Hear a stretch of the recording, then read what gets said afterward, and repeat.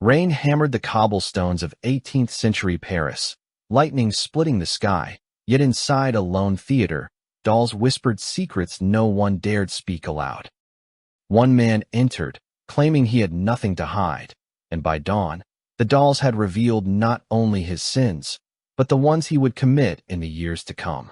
The theater vanished with the morning fog, yet every mirror, every shadow in the city seemed alive, watching, judging. Nothing disappeared, everything multiplied. You think you can hide your thoughts, but in Paris, even your conscience has an audience. In the heart of Paris in the 18th century, the rain fell in sheets, drumming on the cobblestones and washing the city in silvered chaos. Lightning split the sky above narrow alleys, illuminating shuttered windows and wet chimneys, and yet in the midst of the storm, a single theater pulsed with a strange, magnetic glow. Its wooden facade, blackened by smoke and age, exhaled a scent of damp timber and wax, and the flickering lanterns in its windows cast trembling shadows that danced like pale specters across the soaked streets. Inside, the theater was alive in a way that felt unnatural.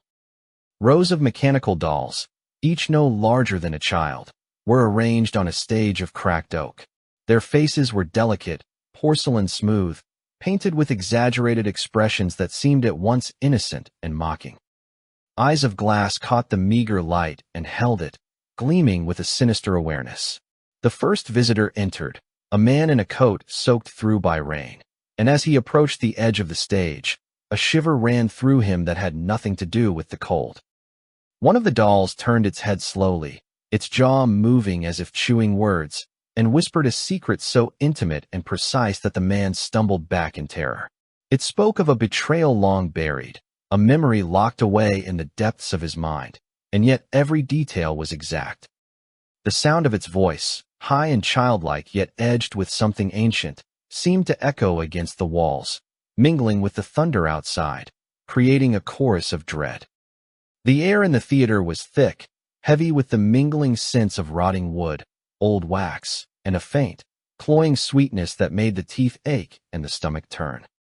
Shadows flickered along the walls as the lanterns swayed in their brackets, and the flickers coalesced into shapes that resembled the visitors themselves, elongated and grotesque.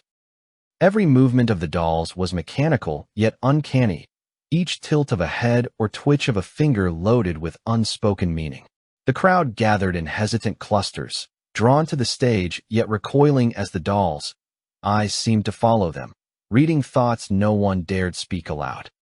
As the storm raged beyond the theater's walls, the murmurs of the dolls grew bolder, their voices weaving together into a tapestry of fear and fascination. Some whispered confessions, some muttered names of lovers or enemies long forgotten, and some simply hummed a tune that felt like it belonged to the city itself, ancient and unknowable. Every visitor was ensnared, caught between the wonder of craftsmanship and the horror of recognition, and even those who thought themselves fearless could not escape the sense that the theater had drawn out a piece of their soul to examine and display. By the time the man who had entered first finally stumbled backward to the entrance, his heart hammering and hands trembling, the storm outside had begun to relent, but the unease inside lingered, saturating the air like a thick fog that would not lift. The theater stood silent for a moment, as if breathing, and in that silence, the mechanical dolls remained fixed in their eternal watch, eyes gleaming, lips poised to speak, ready to reveal every hidden thought in a city that had never known such intimate terror before. The puppeteer moved through the theater like a shadow, pale as moonlight and silent as a tomb, his elongated fingers brushing against the carved surfaces of the dolls without ever disturbing them. His eyes, dark and unblinking, measured each visitor with a patience that bordered on cruelty, tracing their movements, recording every subtle twitch of muscle or glance of the eye. He spoke no word, not because he could not, but because his communication belonged to a language older and colder than speech, a language written in the creak of joints, the tilt of a head, the barely perceptible adjustment of a doll's posture. The audience sensed his presence as one senses the stillness before a storm, a weight pressing into their chests, turning curiosity into fear. By day, The theater was a place of fascination and marvel. By night, it became a vault of confessions and whispered truths. When the last lantern flickered and the heavy doors were barred, the dolls began their work. Their movements were subtle at first, the tilt of a head here, the gentle rotation of a wrist there, almost imperceptible to the observer who had not yet learned to see. Then came the murmurs, soft as the rustle of silk, low and conspiratorial, weaving together a symphony of secrets that had been locked away, ignored, or denied. They spoke of desires that burned hotter than any fire, of betrayals that had shattered friendships and families, of crimes committed in shadow and thought, never meant for human ears. Each confession was precise, delivered with the mechanical exactness that only clockwork and wax could produce, and yet there was a soul in the repetition, a pulse that matched the rhythm of guilt itself. The doll spoke not only of what had been done, but of what might have been, recounting potential transgressions with a clarity that made even the strongest hearts quail. The theater was suffused with their whispers, a fog of culpability that thickened with every breath, sticking to the walls, to the seats, to the very wood of the floorboards, leaving a residue that seeped into the city beyond. By midnight, the confessions turned darker, the words more precise, the accusations sharper. Names were spoken, always in the exact intonation of their owners' thoughts, and those names rang in the empty hall like a death knell. The dolls did not tire. Each face in the audience was mirrored in their painted visages, each secret accounted for, catalogued, and stored. And yet there was no cruelty in their work, only the impartial observation of truth laid bare, as though the theater itself were an instrument of inevitability. Outside, Paris slept under the soft blanket of night, unaware of the confessions that seeped into its streets, slipping through cracks in doors and windows, curling into the dreams of citizens who had never entered the theater but whose deeds were no less observed. By the time the first pale light of dawn stretched across the rooftops, the dolls' whispers had hardened into declarations, a rehearsal of sins yet to come. Those who had been spectators left the theater carrying a weight invisible yet undeniable, a sense that their next thoughts, their next actions, were already catalogued, judged, and anticipated. The fog that clung to the streets was no longer mist but memory, the residue of guilt that could not be washed away by rain or sunlight. The puppeteer remained behind, silent and still, inspecting each doll, adjusting a finger here, tilting a head there, ensuring the perfection of his work. He moved as if time were his assistant, bending each hour to his will, shaping the city outside as surely as he shaped the secrets within. No visitor could leave unchanged. Even those who fled the theater in terror carried fragments of the doll's murmurs with them, fragments that gnawed at the mind in quiet moments, emerging as sudden pangs of shame, flashes of remembered betrayal, or dreams that were too vivid, too precise, too knowing. The theater became a place both feared and revered, its doors closed in darkness but open in the imagination of all who had entered. Every citizen, whether witness or distant observer, felt the weight of the doll's gaze, and a subtle paranoia settled over the city like a thin, persistent mist. The puppeteer, though never seen moving among the streets, influenced each corner of Paris in ways that could not be measured. By the end of each night, when the first birds began their hesitant songs and the city's bells tolled for morning, the dolls returned to their silent stillness, their eyes glossy and lifeless once more, but the memory of their whispers lingered, a pulse beneath the skin of the city. Some said that the theater had become a conduit between what was known and what could not be hidden, that each mechanical heart beat in rhythm with the conscience of Paris itself. Others whispered that the puppeteer was no mere man, but a vessel of some older force, a collector of truth and guilt, a curator of the unseen. And in the shadows of the theater, where wax met wood and wood met stone, the dolls waited, ever patient, ever observant, ready to speak again when the night fell and the city slept. No visitor could predict the exact words they would hear, for the dolls spoke with a memory of both past and future, their whispers weaving through time like threads of silver and black. And in that weaving, the line between observer and observed, between guilty and innocent, dissolved entirely, leaving only the cold certainty that nothing in Paris could ever remain hidden from the theater, from the dolls, or from the pale, silent man whose fingers touched them all. Word of the theater spread through Paris like smoke carried on a wind of whispers, seeping into taverns, markets, and narrow alleys where merchants and beggars spoke in low, cautious tones. No one mentioned the puppeteer directly, only the dolls, though even the mention of them made grown men stiffen and children press close to their mothers. It was said that the dolls reflected not merely the heart, with its petty desires and fleeting fears, but the soul's darkness, the hidden corners of conscience that even the most devout avoided acknowledging.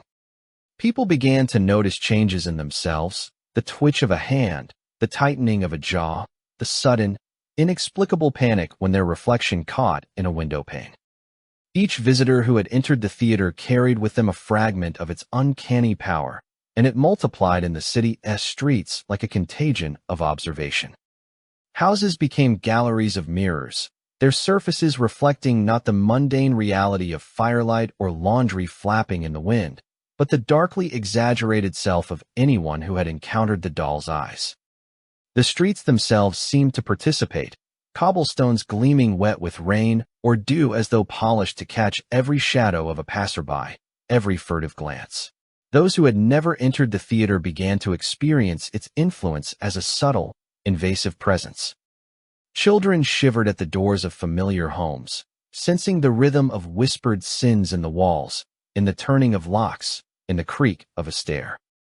They would wake at night with a start, certain that the dolls had come to call them by name, and yet when they fled from their beds to their parents' rooms, there was nothing, only the lingering sense of eyes in the dark. Grown men, proud of their bravery, avoided the streets altogether, crossing plazas and squares in a hurried shuffle, ears straining for voices that might not exist, yet every shadow seemed to echo the whispers they feared.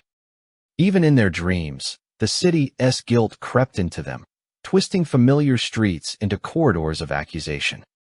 Lovers found themselves recalling slights that had never mattered until the doll's echoes gave them weight, whispering of betrayal, of desire, of moments long past that now bore the sting of consequence.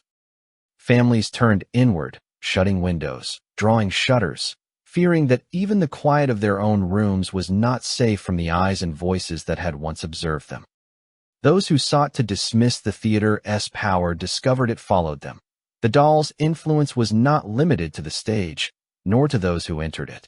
Murmurs seemed to follow along the canals, through the arcades, beneath bridges where water reflected a dozen distorted faces. Every tavern mirror became a confessional. Every polished table reflected the secret self. Even the city's authorities, sworn to uphold order, felt the invisible weight of observation pressing on their judgments. Crimes uncommitted were feared, imagined betrayals counted before they could be attempted, and a subtle paralysis spread, as if the city itself had become a single, trembling witness to its own latent sins. Merchants discovered missing coins in ledgers that had never been touched, lovers suspected infidelity where there was none, and children imagined faces in shadows that only their own fear had drawn. Yet despite this pervasive dread, curiosity persisted. Some citizens traveled at night to the theater, drawn by the impossible promise of seeing their inner selves, of confronting the truths they could not otherwise name. They were never quite the same afterward. Their movements became more careful, their glances more guarded, their very silence loaded with the sense of being observed. And the dolls, ever patient, never tired, continued their silent work. Their glassy eyes caught every twitch, every hesitation, every unspoken thought, recording the pulse of a city that had become its own confessional. The puppeteer remained hidden in the shadows, moving among the dolls with deliberate care, adjusting a finger here, tilting a head there, maintaining the perfect alignment of observation and revelation. By the time dawn spilled over the rooftops, the city had transformed into a gallery of mirrors, an endless sequence of reflections, each echoing the secret darkness of its citizens. No lock could guard a thought, no wall could shield a mind. And so Paris moved as a city of whispers, a city of shadows and reflections, each step an encounter with the inevitable truth that no secret, no desire, no betrayal, no sin could remain unseen, not in the eyes of the dolls, not in the presence of the puppeteer, not in the labyrinthine alleys where fear and fascination had fused into a single, unrelenting pulse that throbbed beneath every stone, beneath every shuttered window, beneath every terrified heart. The city became a place where innocence was fragile, where curiosity was dangerous, and where the boundaries between observer and observed, between guilt and revelation, dissolved entirely, leaving only the sharp, echoing certainty that the dolls had never merely reflected the city, they had become it. The theater remained open well past midnight, its heavy doors yawning wide into the empty, rain-slicked streets, lanterns swinging gently in the wind that seeped through the cracks of the worn wooden frame. A single man entered, tall and composed, claiming in the steadiness of his step that he carried no secrets, that the whispers of the dolls had nothing to reveal about him. The air inside the theater seemed to thicken as he crossed the threshold, the scent of wax and rotting timber clinging to his coat and hair. The dolls, arranged in perfect symmetry upon the stage, tilted their heads in unison, their glass eyes glinting like captured lightning. Clockwork fingers traced invisible lines in the air, drawing patterns the man could not see but felt with every nerve. The first whispers were soft, hesitant, almost questioning, as if the dolls themselves were unsure how to begin with someone so certain of his own transparency.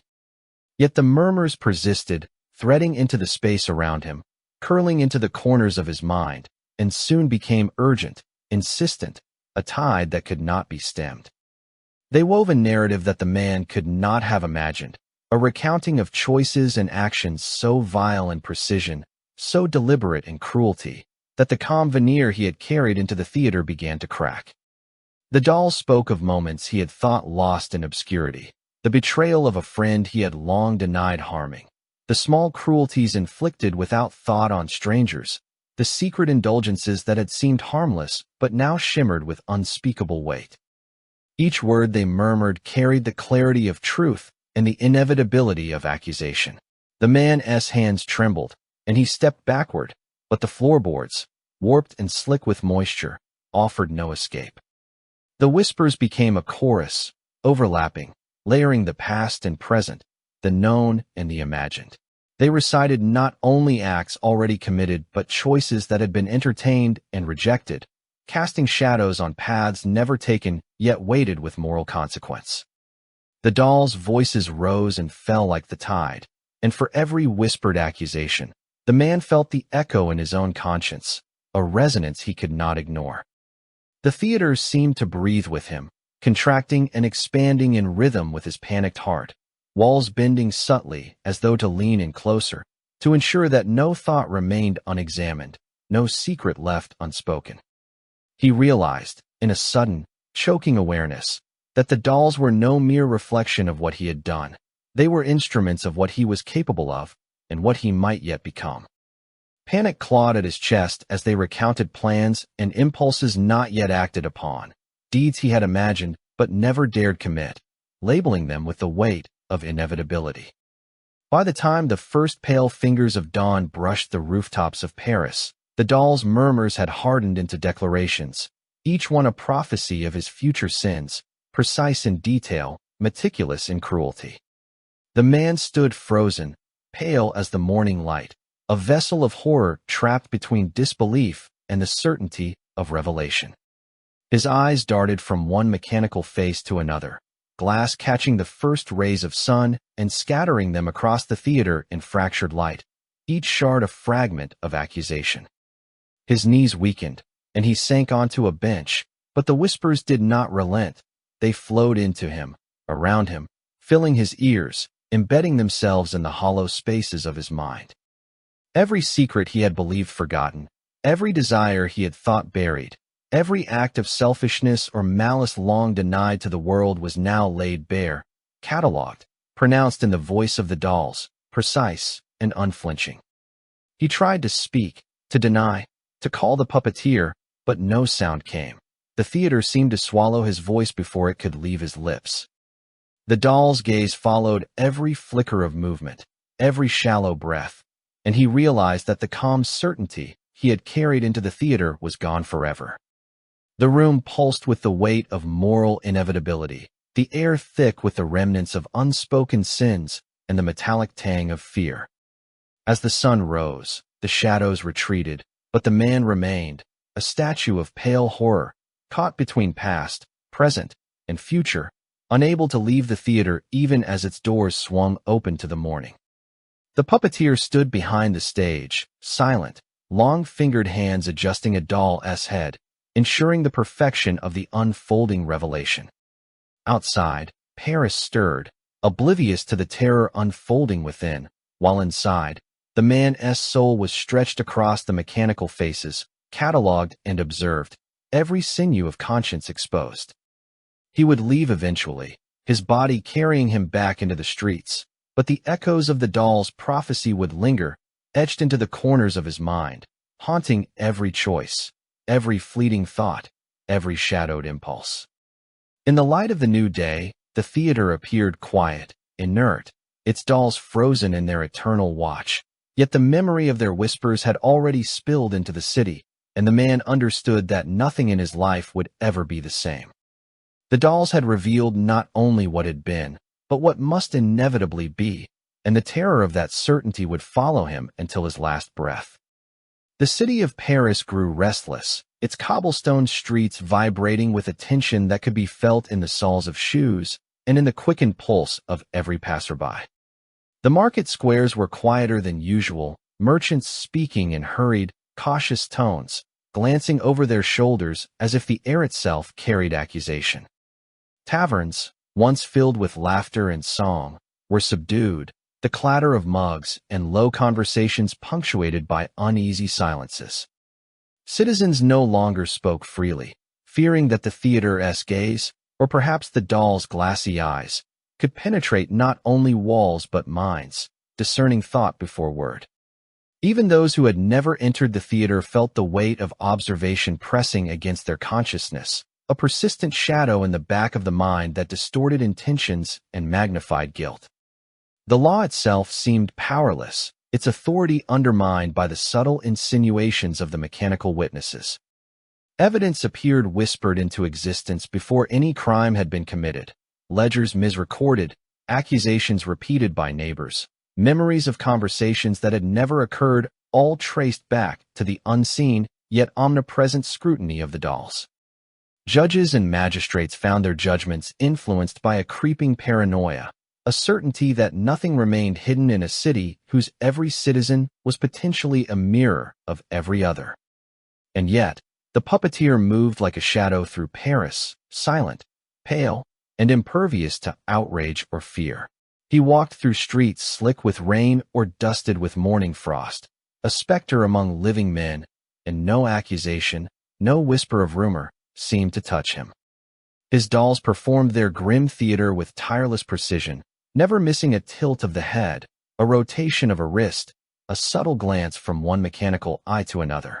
Their work was exacting, relentless, and invisible to all who were not yet under observation.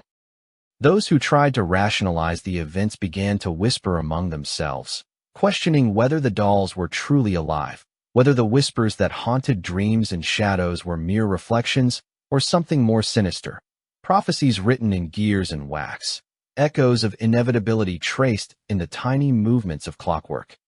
The theater had become a nerve at the heart of the city, a place where even the future seemed dictated by the silent choreography of puppets.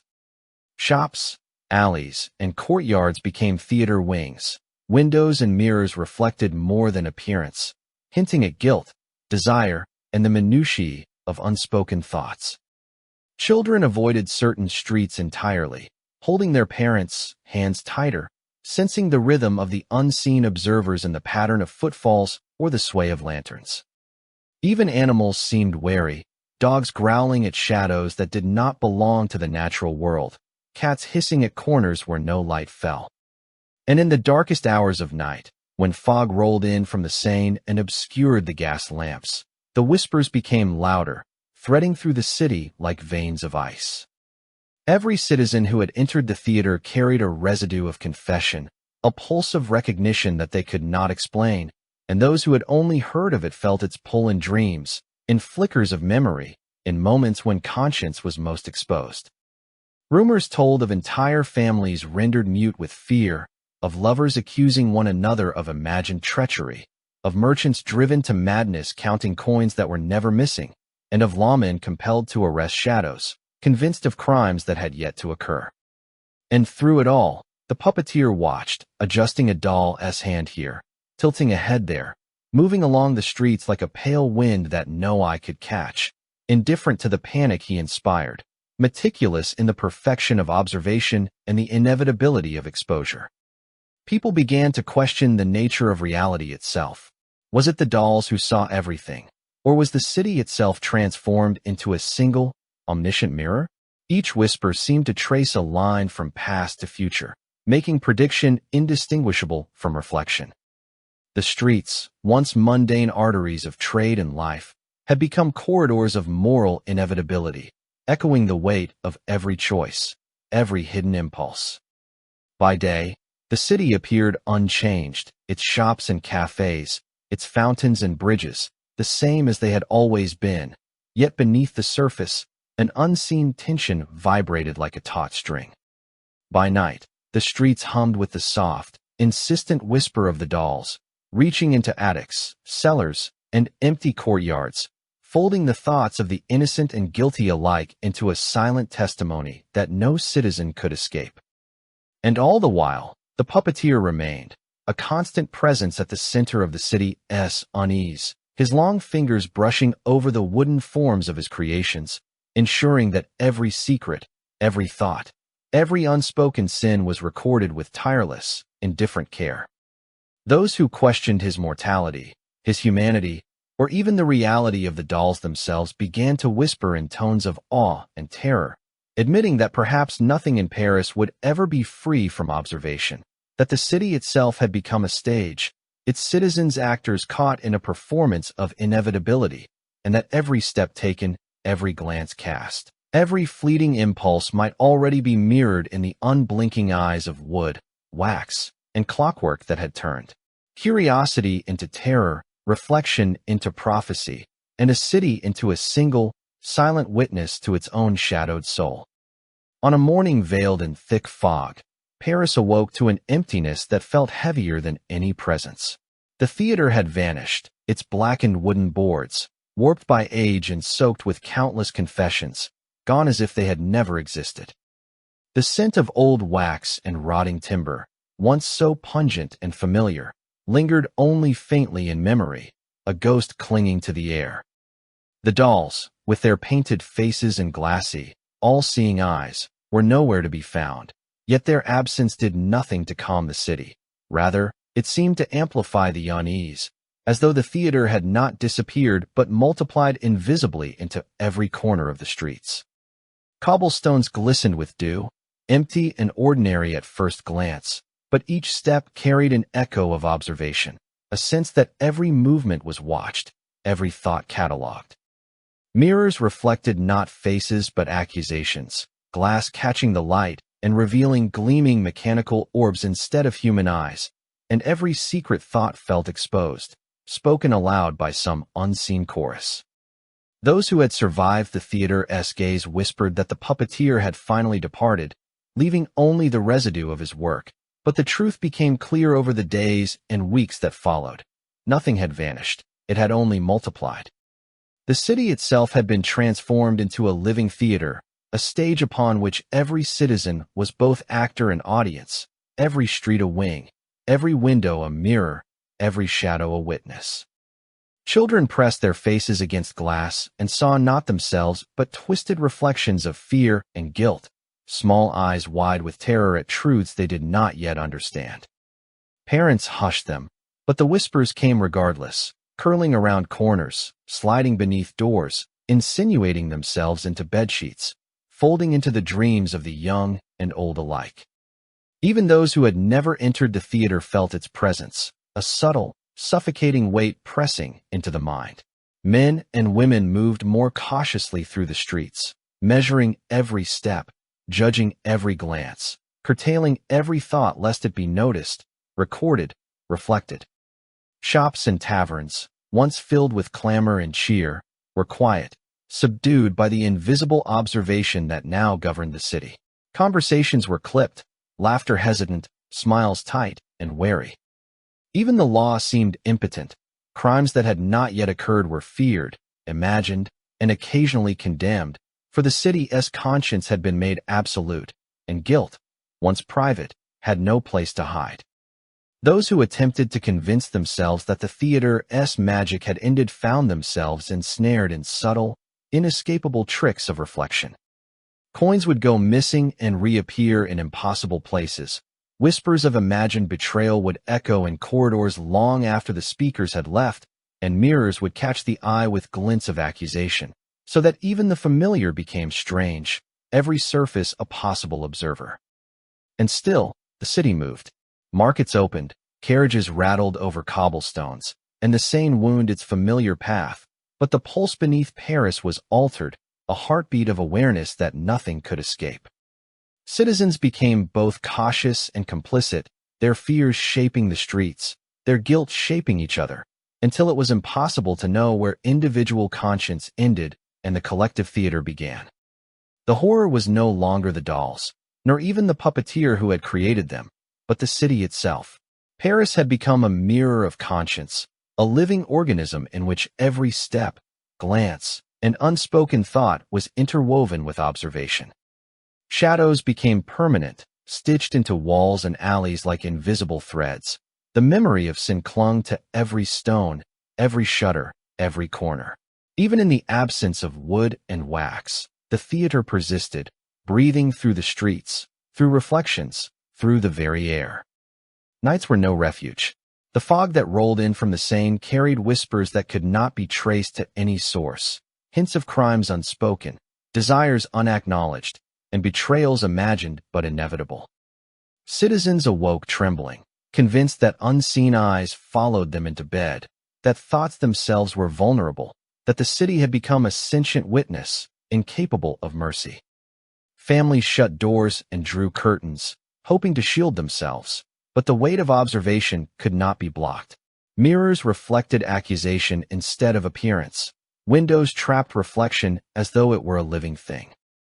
Even those who attempted to flee the city found that the paranoia and awareness had seeped into the streets of other towns, carried by travelers who could not forget, whose eyes now perceived the subtle, lingering pulse of judgment. And through it all, there was no visible puppeteer, no mechanical heart, no whispering lips of wax and wood, yet the orchestration was complete. The city itself was the theater, the citizens its audience, and every conscience its stage. Each citizen came to understand that guilt had no escape, that sin had no concealment, that the shadows themselves were stitched into the streets as a permanent audience, and that even in the ordinary bustle of daily life, the city's scrutiny was inescapable. Paris, once a place of markets, laughter, and nightly revelry, had been transformed into a cathedral of conscience, where the ordinary and mundane were inseparable from the uncanny, and where the horror that had begun with the dolls and the puppeteer now resided permanently in the very soul of the city itself. There would be no forgetting, no reprieve, and no relief, for the theater had vanished, but its legacy endured, infinite and inescapable, a city forever observing, forever whispering, and forever holding each citizen accountable to the silent, unblinking judgment that now defined the streets, the windows, the mirrors, and the very shadows of Paris.